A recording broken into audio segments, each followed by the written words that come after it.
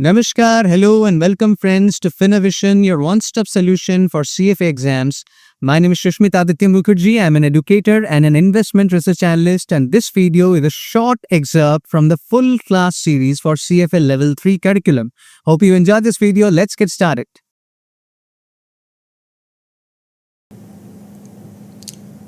Market cycles and trend growth rate. So what do we mean by market cycles and what is the relation between market cycles and trend growth rate? Let's understand that, friends. Let's say we are looking at a 100-year horizon of the GDP of a country.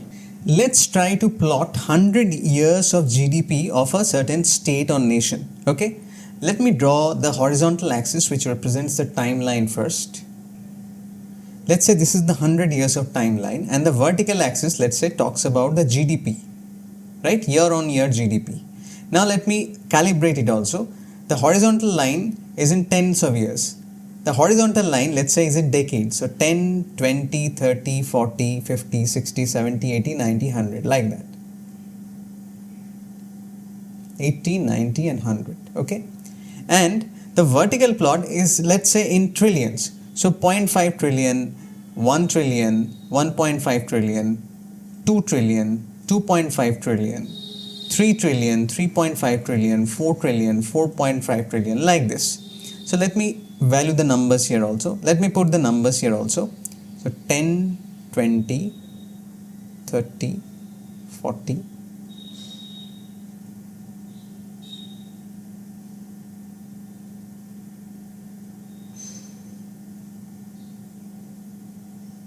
so here we have the time here on the horizontal axis, and on the vertical axis we have the GDP in trillions of dollars, right? So this is 0.5 trillion, then 1 trillion, then 1.5 trillion, then 2 trillion, like this it goes.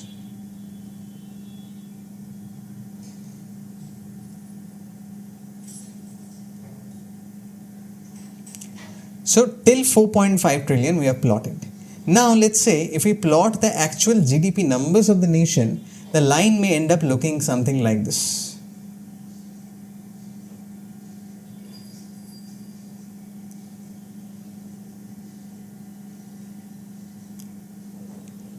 So this is the 100-year growth line which is formed by plotting each of the annual numbers, let's say. Let me put it from the beginning itself. This is the line how it looks like. Now here you can see, if you look at the entire line, there is not much shift, right? Now here you can see the entire line looks quite smooth and trending, right? Till this point, till here, let's say 90 years, the trend growth looks very much similar. After 90th year, it has steepened a little bit more, right? This has happened. Now this long-term pattern, you can call this the trend. So here the 100-year pattern is called the trend. Okay, you can call this the trend. Now can the trend change? Yes, but it takes usually a lot of time for this kind of change to happen. And specifically change happens in emerging markets. Developed markets have very stable trend lines. Okay, so this line resembles an emerging market state where from the 90th year some structural changes may have happened for which the growth rates have steepened. This is just an example. Now if you zoom in at any section of this line, let's say we zoom in here, you might see there are small curves here also, right? So let me zoom it.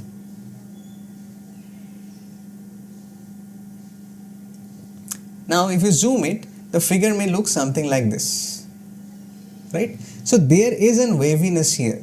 It's not just a smooth trend, but the wave patterns are also there.